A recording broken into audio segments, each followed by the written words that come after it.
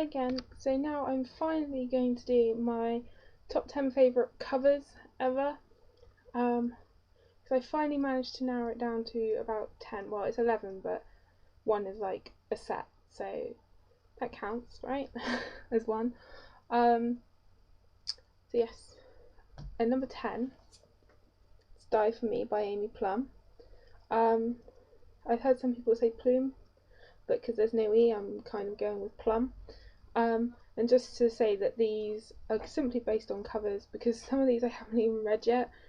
So it's simply cover based. So at number 10, Die For Me by Amy Plum. And I like this because you have the Parisian sort of background, and then you have her in this beautiful reddish pink dress, and then the pinkish background, and then this black sort of I don't even know what to call that. It's just really pretty, and it's also sort of shiny, whereas the rest is sort of matte. You can sort of see that on my cam. So that's number 10. And number 9 is Ghost Town by Rachel Kane, book 9 in the Morganville Vampire series, and these are obviously the new covers. And I love this, the black and the silver. And then I also think this is one of the prettiest girls on the covers, with the makeup. She just sort of reminds me of a China doll. How her hair's sort of up and her pale makeup. That's how I picture one of the main characters in it, called Eve. I'm not sure if this is supposed to be Eve, but that's how I imagine Eve would look.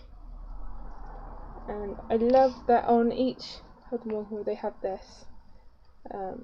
And I just think it's really pretty, and it's a sort of standard paranormal cover, what you come to expect.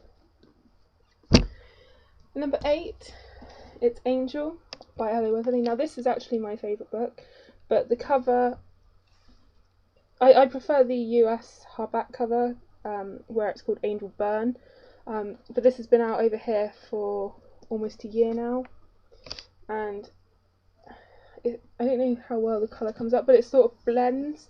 Here you have like blue meets light green, and then you have the deeper oranges down here, and I love the script. And this is a good sort of match for the main character Willow, and I love that her wings look ethereal. But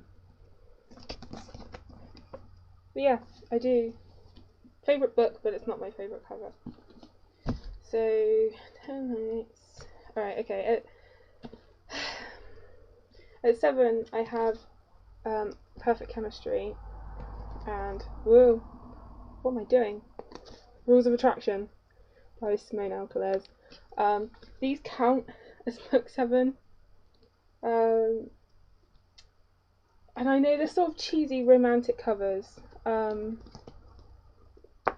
And I know I watched one review where they said that they were embarrassed to be seen with the covers. But the reason I like the covers so much, and the reason they're in my top 10, is because the people on them are perfect for the characters in the book. It's actually that they've put thought into the cover for a change, and they haven't just gone with a random cover.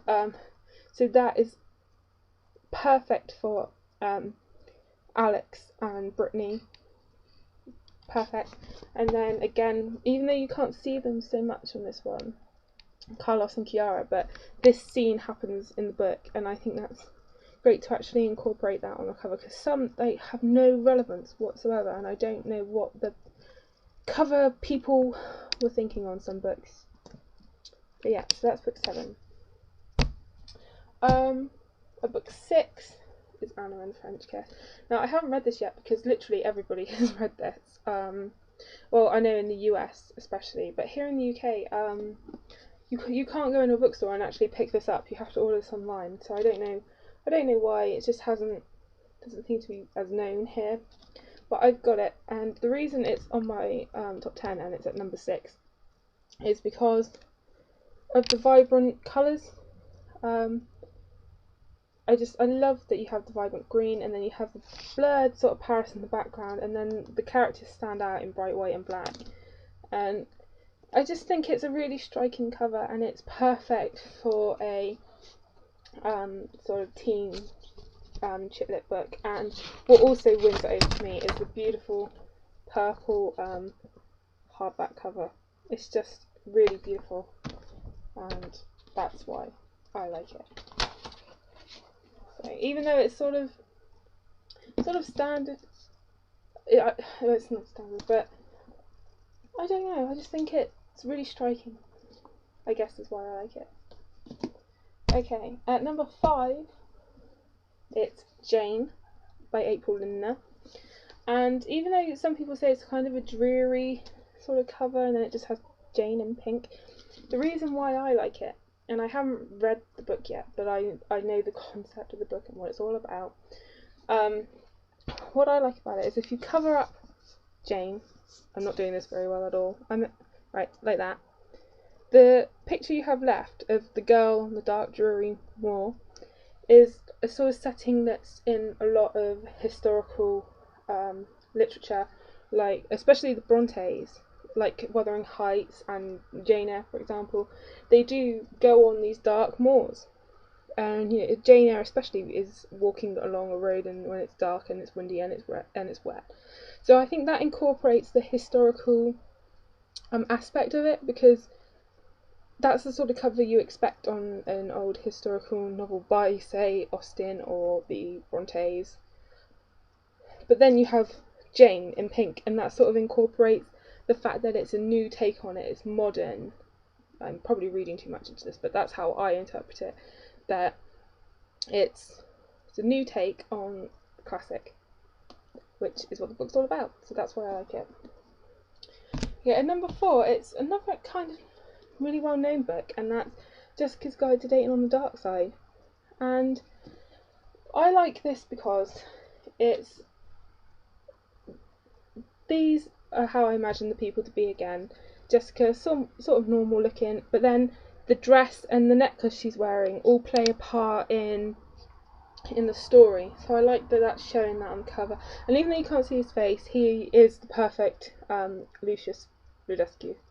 So, and I like how the dress swirling carries on to the spine, and it is what it is, really. But I don't really know why I like it so much, but I just think it's pretty.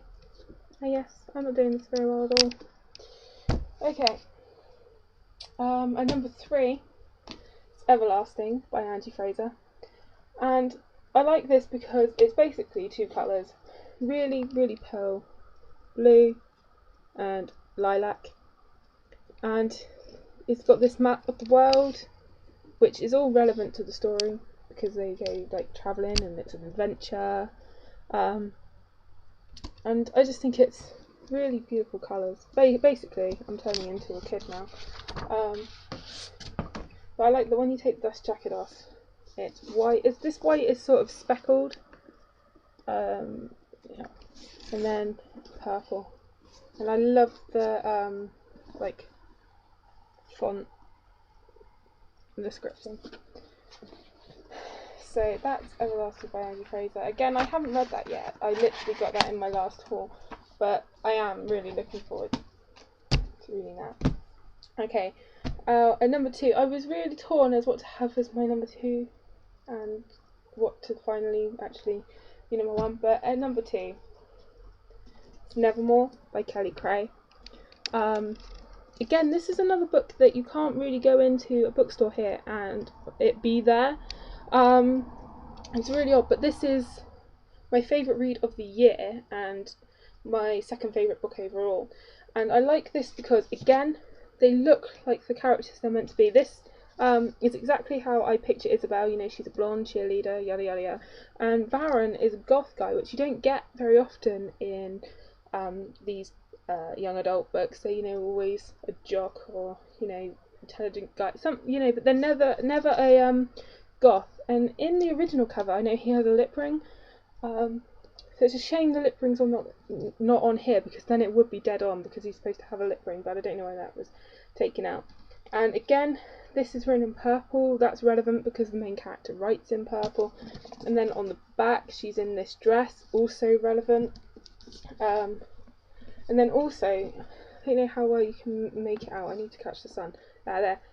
In sort of shiny, yeah, is script, and that's how his writing is described. But I've also been able to sort of make out what some of it says. I am that lame, but it's repeated on the inside. I'm now having trouble turning pages. I really am special. Repeated on the inside, and it actually says that darkness peering, dreaming dreams no mortal ever dared to dream, which is obviously a quote from Nevermore, well, the Raven. So I like that that's in there as well, that the book has references to Poe, and Poe plays a part in the story, that they have to do a project on a dead poet and they pick Poe, and then the world Varen creates. But you don't need to love Poe to like the book, but I just like that they had that little extra detail, that it's not just random script, it is actually from the Raven, so it has a significance. And then again, purple on it, and this bird here has significance as well. So I just think that's a clever cover. A bit like Lauren Stefani's Wither, even though I haven't read that or got that. And a number one, it's Halo by Alexandra Adonetto, and I just like this because of the beautiful sunset, and that you can see she's the paranormal being, and then how I interpret it, that in the end it's just a boy and a girl falling in love. I think that's why I like it, because it doesn't overdo the paranormal genre. It doesn't. It's not a dark, depressing cover. It's quite an uplifting, beautiful cover in the end, and that's why I like it. So that's my top 10 favourite covers ever. It's probably subject to change, and if it does change significantly, I will do an update then of my current top 10. And I've also finally got a blog. Yay! So I will probably post a link at the bottom to my blog. Please check it out, because I've never done a blog before. I don't really know what I'm doing, so just checking it out would mean a lot. So thank you and happy reading.